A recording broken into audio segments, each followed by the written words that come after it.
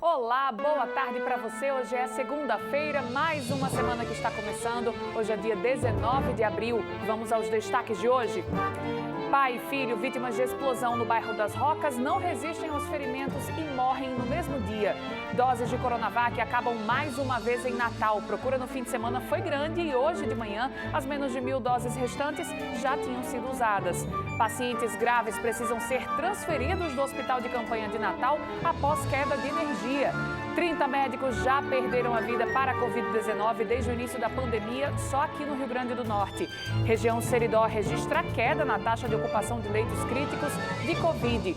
No comentário da segunda-feira, Bruno Araújo fala sobre o projeto de lei que quer regulamentar o Comitê Científico da Covid e sobre os dados que apontam que o Nordeste tem o melhor desempenho do país no combate à pandemia.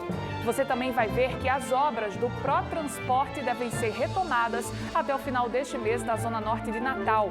E também, claro, tem o futebol. A América venceu o ABC por 1-0 e do lado de fora, torcidas organizadas provocaram baderna. 8 homens foram detidos pela Polícia Militar. O Bora RN está no ar.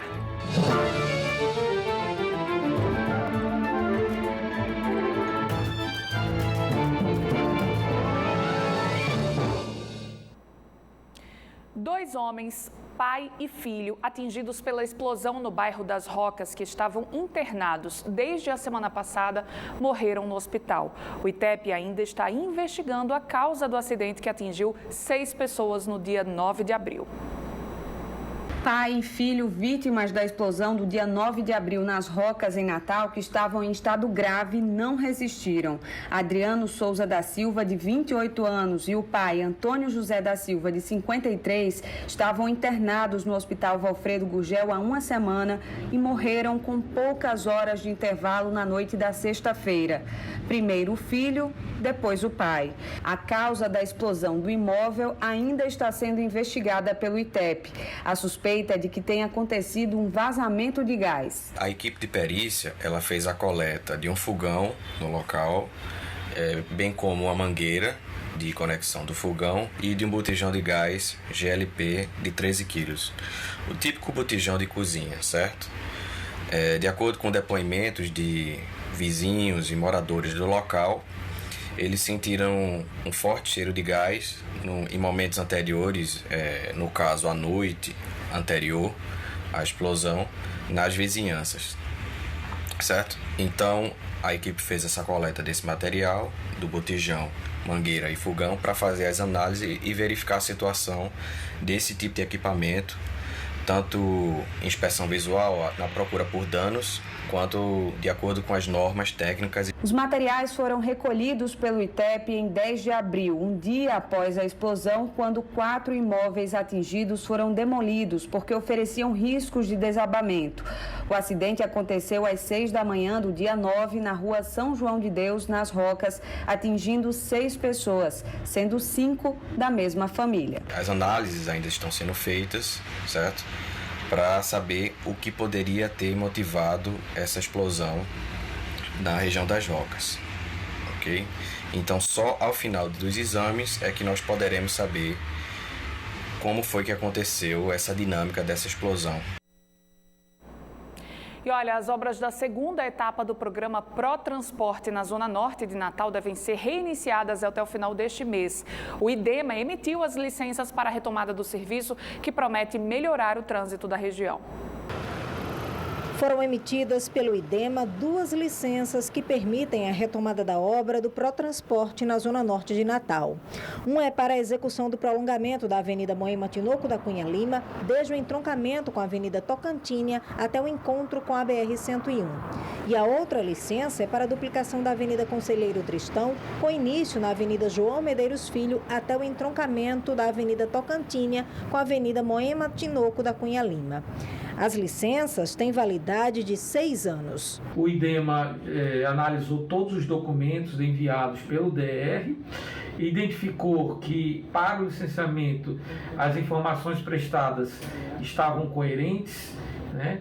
E aí emitimos assim as 2 licenças com total segurança e respeitando a legislação ambiental vigente e todos os elementos que foram apresentados para a emissão da licença. O eixo 1 da obra, que compreende a Moema-Tinoco com a Tocantins, ainda depende da conclusão das desapropriações. As obras físicas desse trecho só devem começar no segundo semestre.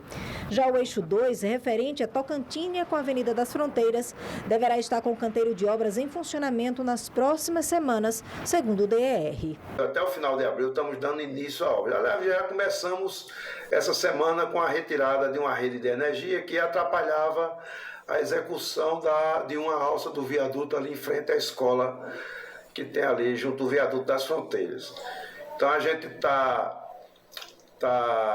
retirando a COSERN, está fazendo esse serviço, removendo essa rede de energia para que a gente possa concluir essa alça que falta do viaduto e na sequência aquela subida do viaduto que também está inacabada, vamos concluir. O Hospital de Campanha de Natal ficou sem energia elétrica na madrugada de ontem. 6 pacientes em estado grave foram transferidos para outras unidades de saúde com o apoio do SAMU. Segundo a Secretaria Municipal de Saúde, a equipe de manutenção foi acionada e o gerador entrou em funcionamento. Os pacientes foram levados para a UPA do Potengi, o Hospital Maternidade Divino Amor e também para o Hospital Dr. João Machado. Em nota, a COSERN disse que a interrupção que atingiu parte da zona leste de Natal, incluindo o Hospital da Via Costeira, foi causada por um defeito em um componente interno da rede elétrica que está sendo apurado. O fornecimento foi restabelecido em 100% às 9 horas da manhã de ontem. Nós entramos em contato com a assessoria de imprensa da Secretaria de Saúde de Natal para saber sobre o estado de saúde dos pacientes que foram transferidos e se eles vão retornar ou não para o hospital de campanha, mas não tivemos resposta ainda. Olha, em abril do ano passado era registrada a primeira morte de um médico aqui no estado por Covid-19. Foi no dia 5 de abril, a doutora Maria Altamira de Oliveira tinha 71 anos. E há exatamente um ano, no dia 19 de abril, morria o terceiro médico por Covid-19, doutor Jaime Júnior, que tinha 52 anos. No ano passado foram 18 médicos vítimas da doença e este ano, em 4 meses, já são 12. O último caso foi há 10 dias, com a morte da pediatra Maria do Socorro Teixeira de Amorim. Desde o começo da pandemia, 30 médicos já perderam a vida aqui no estado para a Covid-19. As informações são do CREMERN, o Conselho Regional de Medicina do Rio Grande do Norte. E olha, a taxa de ocupação de leitos críticos na região Seridó aqui do estado apresentou uma leve queda e hoje está abaixo de 85%. O índice, por várias semanas seguidas, a gente tem mostrado aqui diariamente, ficou acima de 95%. Inclusive nos últimos dias tem adotado aí essa tendência de queda. Essa taxa hoje é devido a 7 leitos de UTI disponíveis, sendo 5 no Hospital Regional Telecila Freitas Fontes, em Caicó, e outros 2 no Regional Mariano Coelho, em Currais Novos. Vamos ver agora a última atualização no Regula RN para ver se esse índice no Seridó se mantém ou se essas vagas já foram em parte ocupadas e também como está a situação em todo o estado. A gente vê aqui que a média de ocupação no Rio Grande do Norte hoje, nesse momento, é de 95,4%. Na região metropolitana de Natal, um pouco mais alta, 95,9%. Na região oeste do estado, muito alta, 99,1%, beirando aí um colapso. E na região Seridó, como a gente explicou agora há pouco, essa tendência de queda continua aí, a média de ocupação é de 82,5% na região Seridó. Pacientes com perfil de leito crítico na lista são hoje 57, a gente observa que houve uma queda nas últimas semanas, essa média aí se mantém após a flexibilização no comércio e outros serviços aqui no estado. Já o número de leitos críticos disponíveis aumentou um pouco, como a gente comentou agora há pouco, tem alguns disponíveis, são 17. Mesmo assim, ainda há uma discrepância, né, uma diferença aí no número de pessoas que precisam e no número de leitos atualmente disponíveis. Vamos ver agora outros destaques desta segunda-feira. O IFRN anunciou a abertura de novo processo seletivo para contratar professores substitutos de História nos campi de Santa Cruz, Caicó e Pau dos Ferros. A jornada é de 40 horas semanais e os salários podem chegar a R$ 5.831. As inscrições seguem até quinta-feira pelo site do IFRN. As provas são de desempenho e de títulos e a validade do processo seletivo é de 2 anos. A CBTU Natal informou que hoje as viagens de Ceará-Mirim a Natal não chegarão à Central da Ribeira. As chuvas do fim de semana causaram danos na estrutura de uma galeria pluvial sob a via férrea entre as estações de Igapó e da Ribeira e assim a parada final de quem sai de Ceará-Mirim para a capital está sendo a estação Santa Catarina, às margens da Avenida João Medeiros Filho. O esquema continuará até o problema ser resolvido. Mais um capítulo na polêmica dos transportes coletivos de Natal. As empresas de ônibus querem receber por quilômetro, uma nova forma de custeio do sistema, no lugar do atual modelo, que é a remuneração por parte do pagamento da passagem do usuário, que atualmente é de R$ 4,00 em espécie e R$ 3,90 no cartão eletrônico. As empresas propõem que o município arque com o custo excedente para ter a receita necessária e não ficar no prejuízo, podendo, inclusive, assim, aumentar a frota nas ruas. E olha, acabou de novo. Depois de receber 10.560 doses de Coronavac na última sexta-feira e de ter aplicado mais de 9.000 doses nos drive-thrus durante o final de semana, hoje de manhã a Secretaria de Saúde de Natal dispunha de apenas 920 doses de Coronavac. E logo após a abertura dos pontos de vacinação nesta segunda-feira, as doses acabaram rapidamente mais uma vez. Com isso, fica suspensa, de novo, a aplicação da Coronavac, tanto para a primeira quanto para a segunda dose em Natal, até, é claro, a chegada de um novo lote de Coronavac. Vale lembrar que o intervalo ideal entre uma dose e outra foi aumentado, era de 14 dias, agora é de 21 a 28 dias, que é quando, segundo as pesquisas mais recentes, a eficácia da vacina se torna ainda maior. Muita gente, inclusive, procurou aí os pontos de vacinação hoje pela manhã, pessoas que estão dentro desse prazo e não conseguiram aí a segunda dose, não conseguiram se imunizar. Para essas pessoas, só resta esperar, ficar atento à chegada dessas novas doses de Coronavac e cobrar, claro, que mais vacinas sejam produzidas e que cheguem aqui ao Rio Grande do Norte. Enquanto isso, a vacinação com o imunizante AstraZeneca de Oxford continua, viu? Então, quem precisa tomar a segunda dose da vacina de Oxford pode procurar os postos de vacinação. E quem tem também a partir de 63 anos também pode procurar os postos de vacinação para se imunizar com a vacina de Oxford, lembrando que ela tem um tempo maior entre a primeira e a segunda dose. E por falar em vacina, um projeto de lei que tramita no Senado Federal prevê que fábricas de medicamentos para animais sejam usadas na fabricação de vacinas contra a Covid-19. Olha só. A proposta é ampliar a fabricação do insumo farmacêutico ativo, o IFA, da vacina com a mesma fórmula da produzida pelo Instituto Butantan, além de também ajudar no invase do imunizante. 3 das mais de 20 fábricas de vacinas para animais têm nível de biossegurança compatível com o exigido para a fabricação de imunizantes para humanos. Garantindo, assim, para a população toda a certeza de estar tendo um produto de máxima segurança. A proposição nossa é que isso poderia ser feito a parceria com o próprio Instituto Butantan, onde essas indústrias poderiam fazer o IFA e ser invasada no próprio Butantan ou até Fiocruz. A Anvisa confirmou que avalia a possibilidade da adaptação das fábricas, assim como os cuidados necessários para evitar a contaminação cruzada, que pode ocorrer em razão do uso das estruturas fabris para produtos veterinários. O Instituto Butantan não quis se pronunciar sobre a proposta, apesar de ser citado no PL. De qualquer maneira, esse não seria um processo rápido. Uma das empresas envolvidas na proposta confirmou à reportagem que a adaptação da fábrica para a fabricação de vacinas contra a Covid-19 levaria de 9 a 12 meses, no mínimo.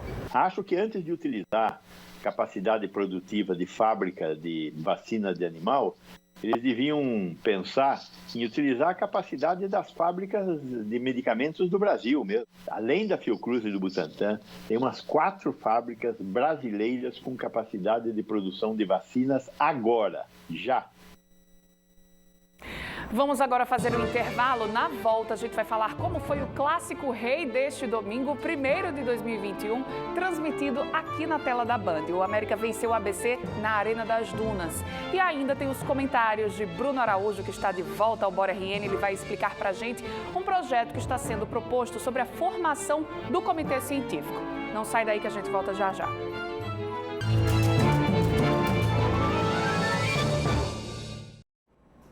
Olha, depois de propor que as reuniões do Comitê Científico sejam transmitidas na TV ou na internet, a deputada estadual Cristiane Dantas, do Solidariedade, agora quer regulamentar o Comitê Científico, estabelecendo critérios, inclusive, para a formação dessa equipe.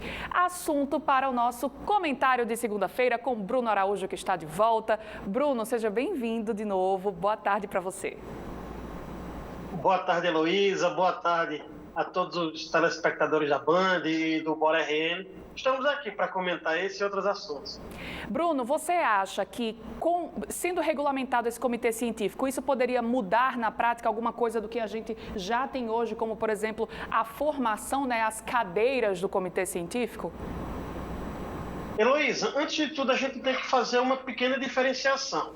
O projeto de lei proposto pela deputada Cristiane Dantas, ele pode ser visto de forma positiva se a gente discutir não a mudança do comitê científico, mas um comitê gestor das sugestões, orientações e observações do comitê científico. Porque é importante deixar claro que o que o comitê científico propõe são decisões e orientações com base em noções técnicas e científicas. Na proposta da deputada Cristiane, há, por exemplo, a indicação de 2 representantes da FEMURNE, por exemplo, um integrante da Comissão de Saúde da Assembleia Legislativa. São pessoas e seriam integrantes com a visão política da coisa.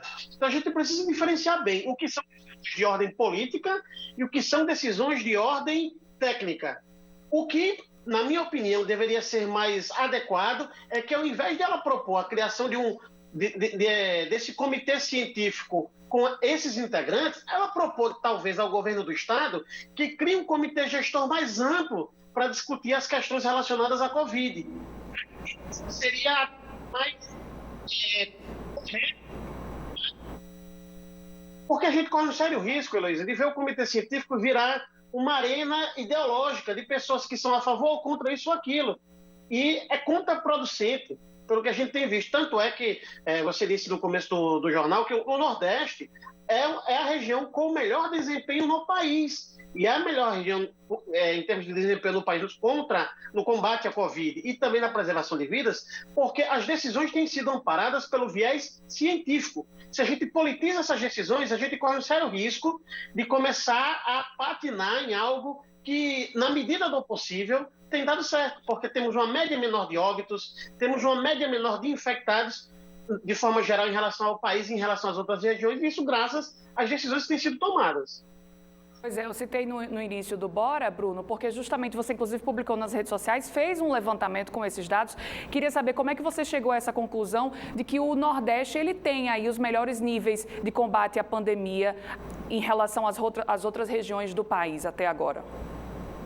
Heloísa, o próprio site do Ministério da Saúde dispõe de uma ferramenta que apresenta os números destrinchados, desde os dados, por exemplo, os acumulados da última semana, até os dados acumulados desde o mês de março de 2020, que foi quando a pandemia chegou de fato aqui ao Brasil.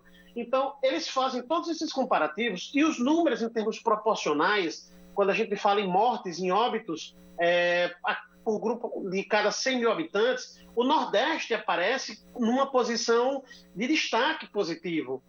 Está atrás de regiões de número de mortos. É algo para se comemorar, porque a gente tem conseguido, através de medidas pautadas pela ciência, preservar vidas, que eu acho que, no fim das contas, é o mais importante nesse momento. Porque toda e qualquer retomada... Desculpa.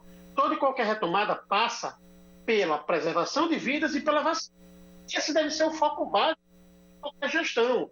E a gente tem visto outros países que têm adotado essas medidas e tem dado certo. E a região Nordeste tem sido uma referência para o país nesse aspecto. Você acha que, então, esses números que você apurou lá no site do Ministério da Saúde, relacionados aqui aos estados do Nordeste, comparado com outras regiões do país, números mais favoráveis em relação à pandemia, tem uma relação direta, então, com as medidas mais restritivas adotadas pela maioria dos estados aqui?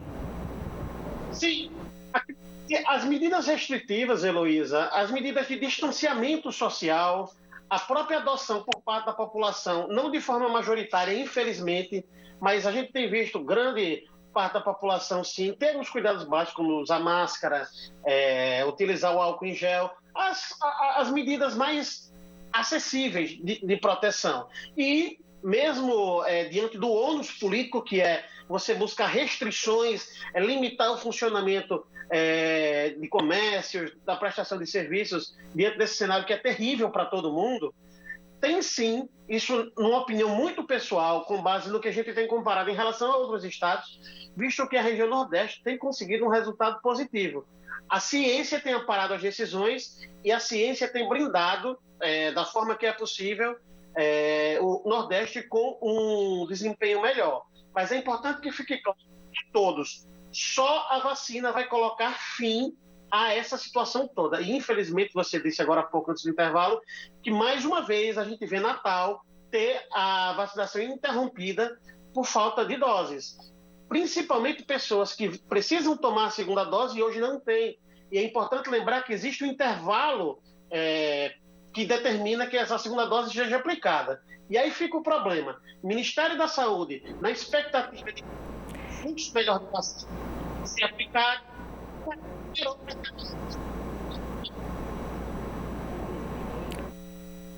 hoje em Natal, por exemplo, estão sem ação por para a gente, acho que ele também não está conseguindo me ouvir bem, mas eu acho que a gente conseguiu falar de bastante coisa. Bruno, agradeço pelo seu comentário e a gente volta a se encontrar na próxima semana, próxima segunda-feira. Até mais, Heloísa, até mais a vocês, uma boa tarde. Boa tarde, Bruno.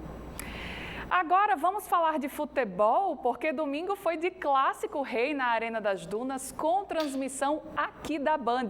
E o América venceu o ABC por 1-0, olha só. América e ABC fizeram o primeiro Clássico Rei de 2021. Em partida válida pela 5ª rodada da competição, os dois times se enfrentaram na Arena das Dunas e, mais uma vez, mostraram que clássico é sempre um jogo à parte. E logo nos primeiros minutos, o time rubro conseguiu abrir o placar. Aos 3 minutos, Everton Silva cruzou da direita e a defesa do ABC deu bobeira. E o Wallace pernambucano aproveitou a sobra e chutou para marcar o gol do jogo.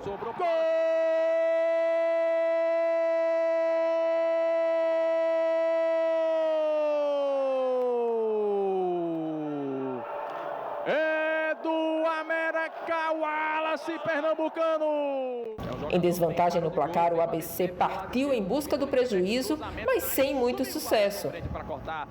Com um esquema tático diferenciado, o time de Evaristo Pisa conseguiu fazer uma boa marcação e nos contra-ataques teve oportunidades de ampliar. O América perdeu o seu artilheiro, o Wallace pernambucano, ainda no primeiro tempo. O jogador sentiu uma lesão no joelho e deixou o gramado para a entrada de Luan. No segundo tempo, Silvio Criciúma fez mudanças no time, tentando ter mais a posse de bola para empatar o jogo. E nos primeiros minutos, o ABC conseguiu ter chances, mas não finalizou com sucesso. Aos 36 minutos, o árbitro Zandique Gondim expulsou os meias Giovani do América e Marcos Antônio do ABC.